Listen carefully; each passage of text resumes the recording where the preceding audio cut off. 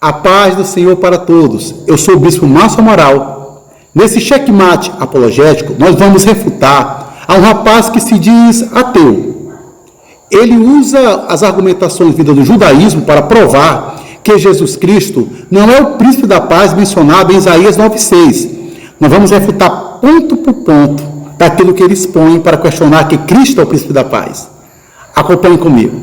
Observe o tempo verbal do texto e veja que os verbos nasceu, deu, seu, estão conjugados no pretérito perfeito, isto é, no tempo passado.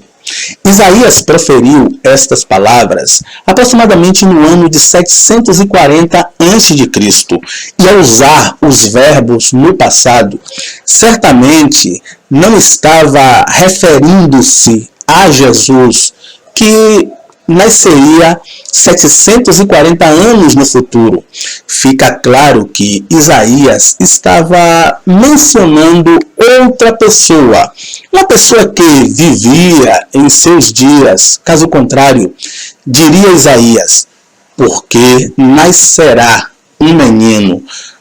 Fazendo assim, conjugando o verbo no futuro, ele estaria profetizando o nascimento de alguém. Na realidade, é equívoco se afirmar que textos bíblicos que se referem a profecias só se utilizarão do tempo futuro para falar das mesmas. Temos exemplos bíblicos de textos que utilizam-se do tempo presente e até mesmo do passado, como em Isaías 9,6, para se referir a profecias de fatos e acontecimentos que ainda iriam acontecer. Vamos ver alguns exemplos. Quem suscitou do Oriente o justo e o chamou para o seu pé? Quem deu às nações a sua face e o fez dominar sobre os reis? Ele os entregou à sua espada como pó, como pragana, arrebatada pelo vento ao seu arco. Isaías 41, 2. O texto citado se refere ao rei persa Ciro, o qual permitiu a saída do povo do cativeiro da Babilônia para voltar à terra natal dos hebreus, para que pudesse reconstruir a cidade e o templo. Bem, observe que no texto se usa o verbo entregou, que está no pretérito perfeito. Ou seja, o texto está se utilizando do tempo passado para se referir a um fato que só aconteceu 100 anos depois que esse texto foi escrito, que essa profecia ela foi dita. Vamos ver agora um outro exemplo. Peso de Moabe, certamente numa noite foi destruída Ar de Moabe e foi desfeita. Certamente numa noite foi destruída Kir de Moabe e foi desfeita. Isaías 15, 1.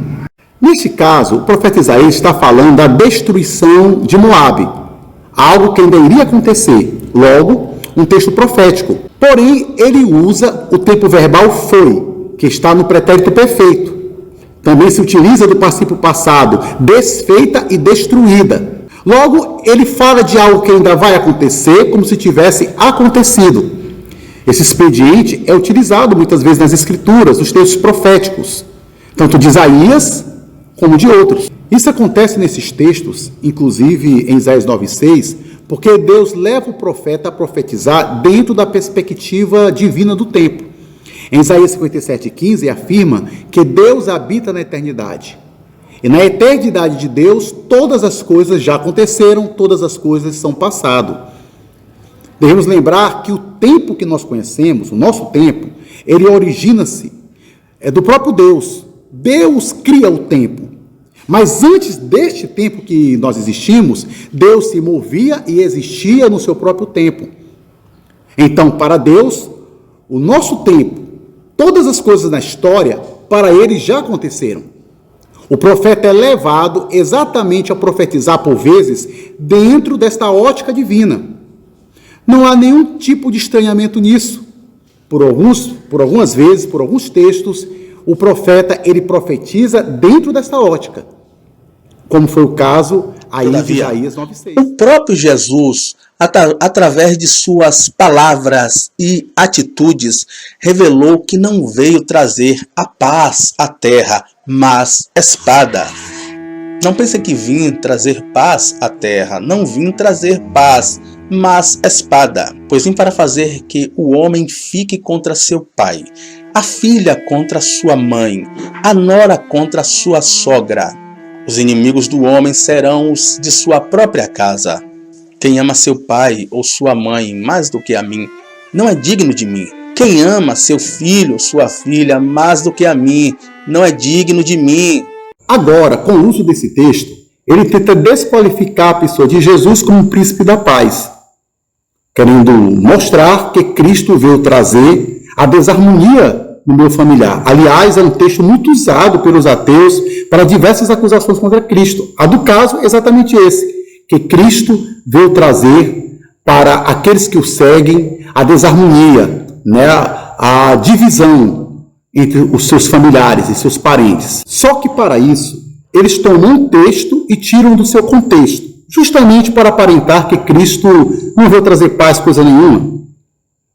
Quando Jesus disse, eu não vim trazer a paz e sim a espada, ele não estava se referindo ao caráter do seu ser e nem ao propósito de sua vinda, e sim à consequência de sua vinda.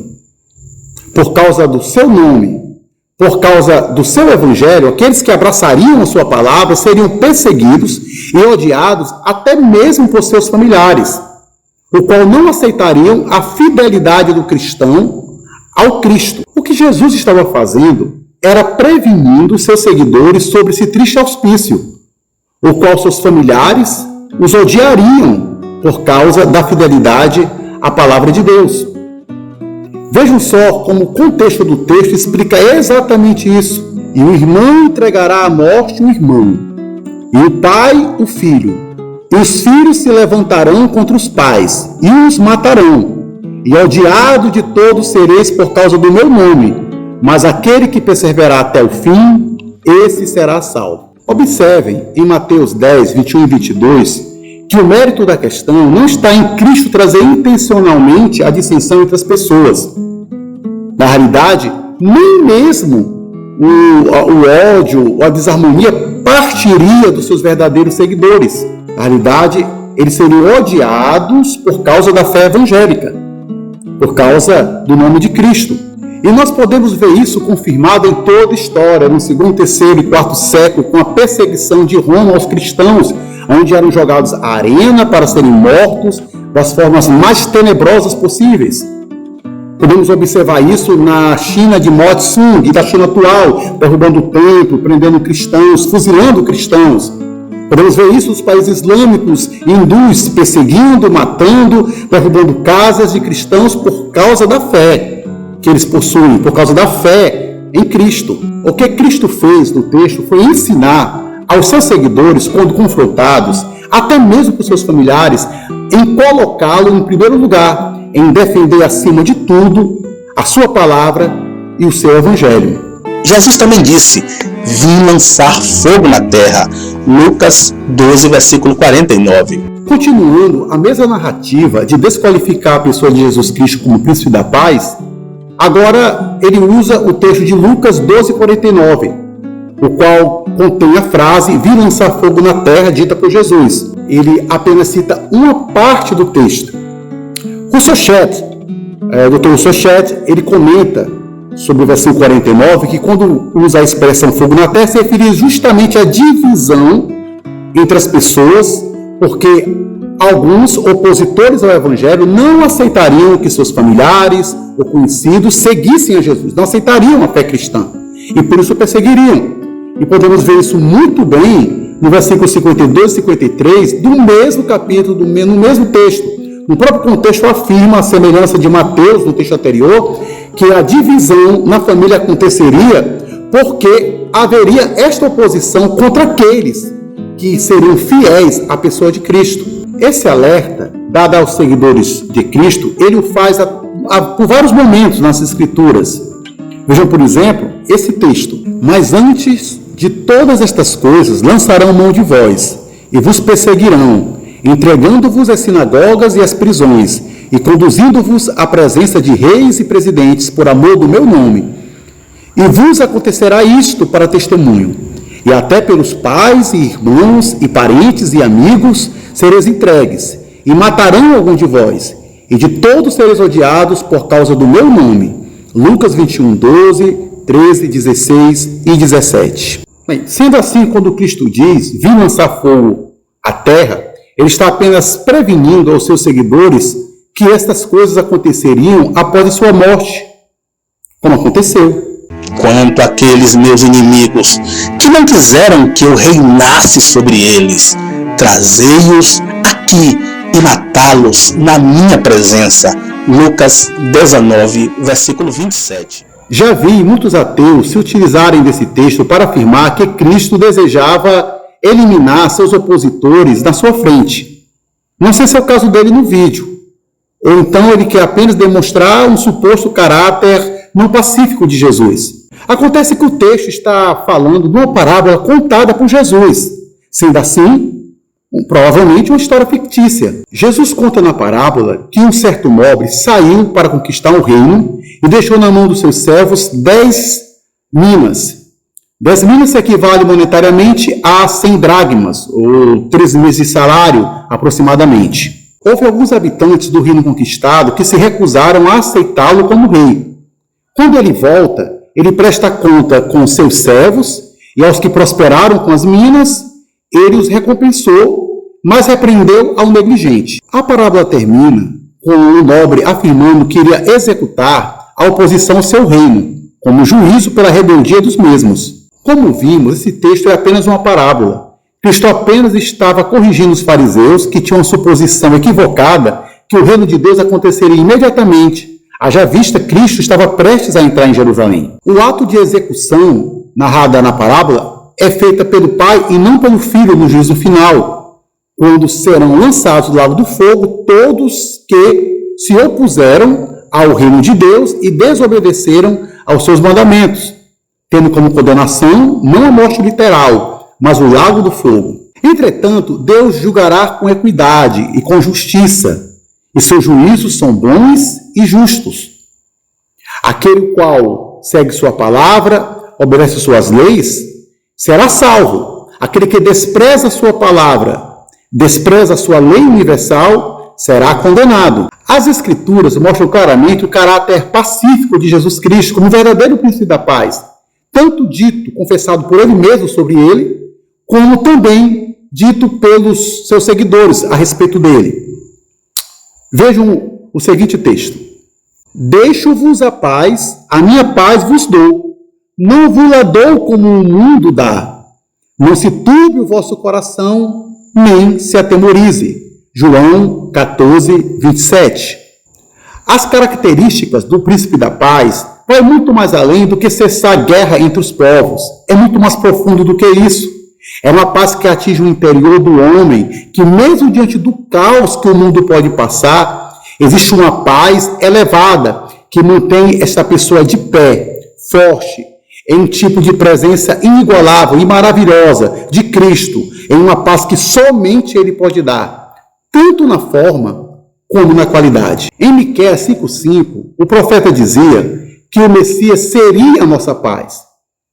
Em Efésios 2,17, Paulo confirma isso, quando fala que Jesus é o anunciador da paz. Mas não somente o anunciador da paz. Em Efésios 2,14, Paulo afirma que Jesus é a nossa paz. O próprio Jesus, lá em Mateus 11,28, já havia dito que tiraria dos seus seguidores a fadiga e a angústia, logo trazendo a paz, logo promovendo a paz.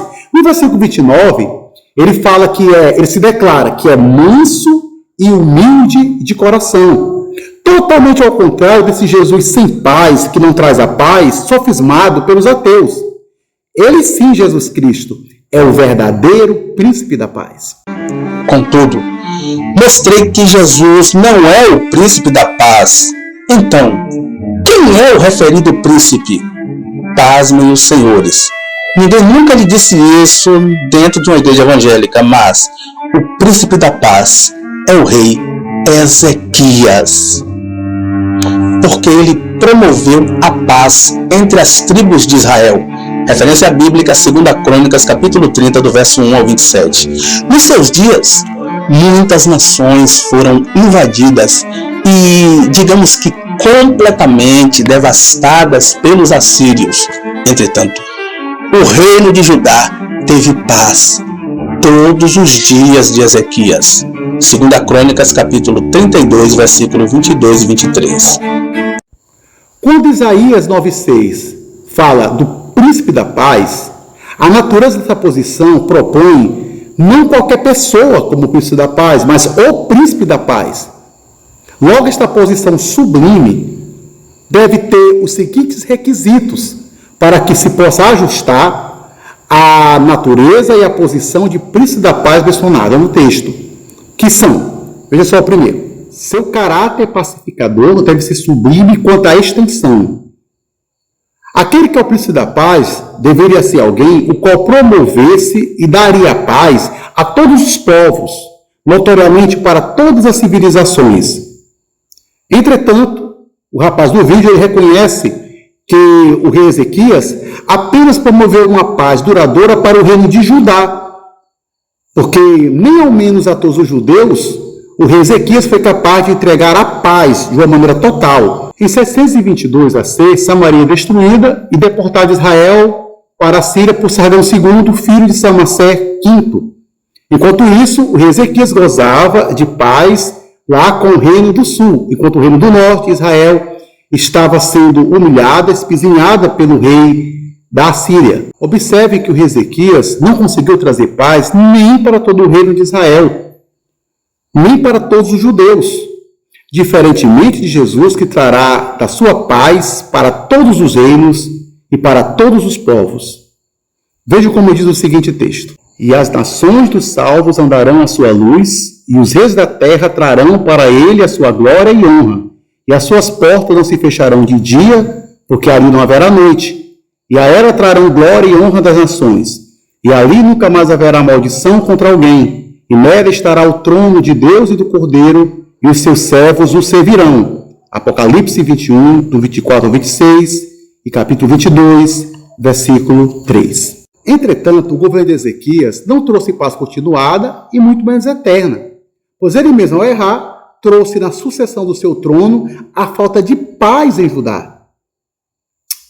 Veja o que diz o seguinte texto: então disse Isaías a Ezequias: ouve a palavra do Senhor. Eis que vem dias em que tudo quanto houver em tua casa e o que entesouraram teus pais até o dia de hoje será levado à Babilônia. Não ficará coisa alguma, disse o Senhor, ainda até de teus filhos que procederam de ti e que tu gerares, tomarão para que sejam eunucos no paço do rei da Babilônia. Segundo Reis 20, do 16 ao 18. O texto de Isaías 9,7 afirma que o trono do príncipe da paz seria eterno, com paz eterna. Entretanto, isso não aconteceu com Ezequias, que se envaideceu, trazendo assim a insatisfação de Deus, ocasionando que a sua sucessão de trono fosse totalmente perdida ali na sucessão no trono de Davi. Quando o profeta avisou ao rei Ezequias sobre as calamidades que haveriam na sucessão do seu trono no reino de Judá, por causa do orgulho e da vaidade do rei, ele simplesmente disse: e não haverá em meus dias paz e verdade? Ou seja, enquanto houver paz na minha vida, tudo bem. Depois da minha morte, pode Judá ser escrava, pode fazer guerra a Judá, podem prender os meus filhos, escravizar e matá-los. Não importa, desde que em meus dias haja paz. Ou seja, o reinado de Ezequias, a paz do seu reinado, não foi em nada duradouro ou eterno. Jesus se qualifica como príncipe da paz, porque o seu reinado de fato será eterno. Veja como diz as Escrituras: porque assim vos será amplamente concedida a entrada no reino eterno de nosso Senhor e Salvador Jesus Cristo. 2 Pedro 1:11. É bom enfatizarmos também que Jesus nunca foi chamado de príncipe no sentido temporal da palavra. A acusação que o levou à morte não foi a de ser um príncipe, mas sim um rei. Rei dos judeus, como está escrito em João capítulo 19, verso 4, Marcos capítulo 15, verso 26. Quando Isaías escreveu esse texto, Ezequias ainda era um menino e, sendo filho do rei Acás, era consequentemente um príncipe O que diz Isaías? O principado está sobre os seus ombros. É coerente com a história de Ezequias, pois, naquela época, sendo ainda menino, era príncipe e não rei. Ele afirma que Jesus Cristo nunca foi chamado de príncipe, e sim de rei dos judeus. Só que a menção em Marcos 15, 26, quando chama de Cristo de rei dos judeus, na verdade é uma acusação contra Cristo. Ele próprio, Jesus Cristo, ele já falava, por exemplo, em João 18, 33 a 37, que o reino dele não era desse mundo. A argumentação que Ezequias era príncipe da paz porque ele era filho de um rei, logo ele era um príncipe, é um argumento frágil e pueril. Isso porque o termo príncipe não é utilizado no caso para alguém que era filho de um rei. Ele era utilizado para um regente, para um governante. Por exemplo, o governante máximo do Principado de Mônaco era Alberto II, o príncipe Alberto II, filho do príncipe Rainier III. A palavra no hebraico para príncipe, no texto citado, é sar. Strong, no dicionário Strong, dá a seguinte definição para esta palavra príncipe no hebraico. Veja só. Um dirigente, qualquer nível ou classe, chefe, capitão, general, guardião, senhor, maioral, feitor, principal, líder, príncipe. Veja que a palavra príncipe, sar, no hebraico, está se referindo a uma posição de autoridade que o menino do texto de Isaías iria ter. Uma posição de governança, uma posição de soberania e de regência. Não era uma definição de posição do filho de um rei. Estava se referindo à posição de autoridade. Essa ocorrência em hebraico acontece, por exemplo, em 1 Samuel 22, 2, quando a Bíblia afirma que juntaram-se a Davi homens desgostosos, desprezados, endividados. A Bíblia fala que Davi tornou-se para eles um lessar, ou seja, chefe deles. Ela vem da palavra sarrá, que quer dizer principado, ou seja, ser senhor, governar, domínio. Strong explica que o sentido aí é de reinar, como está, por exemplo, em Isaías 32:1. Por isso, afirmar que príncipe, no caso, se refere ao filho do rei, é um desconhecimento do termo. Para encerrar este assunto, em 1 Samuel 25:30, Abigail, quando intercedia pelo seu marido Nabal, ela afirma que Davi seria príncipe em Israel. Em 2 Samuel 7:8, Deus confirma que tinha feito de Davi príncipe. Entretanto, nós sabemos que Davi era rei de Israel. O fato é que, ao chamar Davi de príncipe de Israel, ou Deus ter feito Davi príncipe, está simplesmente afirmando a regência de Davi, o governo de Davi, Davi como rei. Logo cai por terra o argumento que príncipe é uma referência à filiação de alguém a um rei. No caso de Isaías 9, não. O texto está se referindo ao principado, à regência, como Davi era príncipe de Israel, sendo rei. Jesus é príncipe da paz, sendo rei. Agora vamos atentar para os demais títulos do príncipe da paz. Maravilhoso conselheiro, no Senhor Deus de Israel confiou, de maneira que depois dele não houve quem lhe fosse semelhante entre todos os reis de Judá, nem entre os que foram antes dele, segundo a Bíblia. Nenhum outro dos judeus foi maior do que Ezequias, antes ou mesmo depois dele. Logo, por mais que Jesus fosse, digamos que, o rei dos judeus, como acreditam os cristãos, ou que tivesse direito ao trono, o que já vimos não ser o caso, ele teria sido nada mais do que outro rei qualquer, nada mais do que um simples rei, menor do que Ezequias. Agora, ele usa duas falácias. Primeiro, ele se utiliza do título Maravilhoso Conselheiro para atribuir a Ezequias usando 1 Reis 18:5.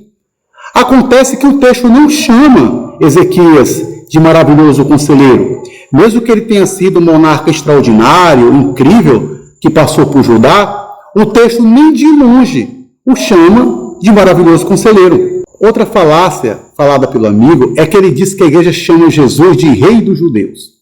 Bem, Jesus também é rei dos judeus, mas não só o rei dos judeus. Na realidade, Jesus Cristo é o rei de toda a terra. Ele é o rei universal. Como a Bíblia fala em Apocalipse, ele é rei dos reis e senhor dos senhores. Na realidade, as escrituras mostram a fragilidade do juízo do conselho do rei Ezequias, o qual deixou de pagar tributo ao rei da Síria, causando assim a ameaça estrangeira sobre seu reino. Para piorar a situação, ele decide pagar o imposto depois com a prata do templo do Senhor, o qual gera no futuro a invasão da Babilônia. Esse tipo de fragilidade não é a altura do príncipe da paz, daquele que é um maravilhoso conselheiro. Para se ter o título de maravilhoso conselheiro, tem que os conselhos dessa pessoa ser conhecidos historicamente e em todo o mundo. Não é o caso de Ezequias, cujo um conselho seu não é conhecido em nenhuma parte da história e por ninguém. Ao contrário de Jesus, eu separei algumas aqui, conhecidas por todos. Vejam só. Não ser vingativo, dar outra face, retribuir o mal com o bem, como está em Mateus 5,39, tira a trave do teu olho, não julgar precipitadamente, como está em Mateus 7,5, perdoar 70 vezes 7, sempre ter misericórdia, como está em Mateus 18, 21, 22, e etc. Jesus Cristo sim se encaixa como maravilhoso conselheiro.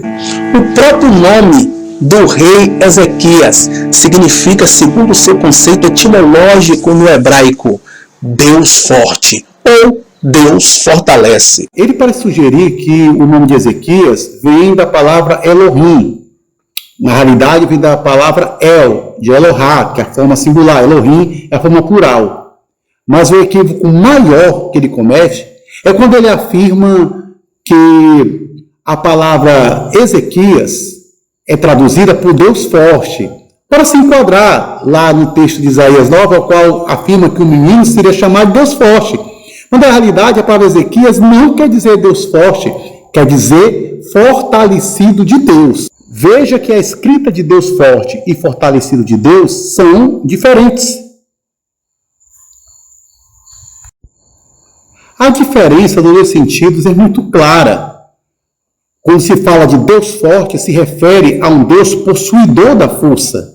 Quando se fala de fortalecido de Deus, é alguém que recebe a força. Logo, não são a mesma coisa. E enquanto forte se refere a uma palavra que é um adjetivo, fortalecido é um particípio. Logo, são sentidos completamente diferentes. Já o título Pai da Eternidade, se atentarmos para o contexto, veremos que tal título está relacionado à linhagem davídica, ou seja, à linhagem de Davi, ou à linhagem messiânica eterna. Eu devo concordar com ele que, de fato, a linhagem de Davi será eterna. Entretanto, há um problema quando se atribui isso ao rei Ezequias, quando chama, por exemplo, de Pai da Eternidade. Isso porque o termo pai é uma designação de origem, pai da eternidade, onde se origina. Sendo assim, Ezequias não cabe, não se encaixa nesse título, porque não surgiu a linhagem de Davi na pessoa de Ezequias. Na verdade, surgiu do próprio Davi. Logo, pai da eternidade é uma designação muito superior ao rei Ezequias. Ezequias, no máximo, ele é uma continuidade da linhagem davídica. Não pode ser o pai da eternidade no sentido que falou o rapaz do vídeo. O título Pai da Eternidade só pode ter dois sentidos. Primeiro, na qualidade de uma pessoa que é eterna. Isso não cabe a Ezequias, porque Ezequias teve começo e fim. Ou então, que desta pessoa gera a eternidade. Nasce ou surge a eternidade. Também não cabe para Ezequias, porque teve uma existência finita. Os dois sentidos de Pai da Eternidade só pode se encaixar e caber na pessoa de Jesus Cristo. Em Hebreus 7 afirma que ele não teve princípio de dias. Em Apocalipse 22, versículo 3 ao 5, afirma que ele não tem começo e ele não tem fim.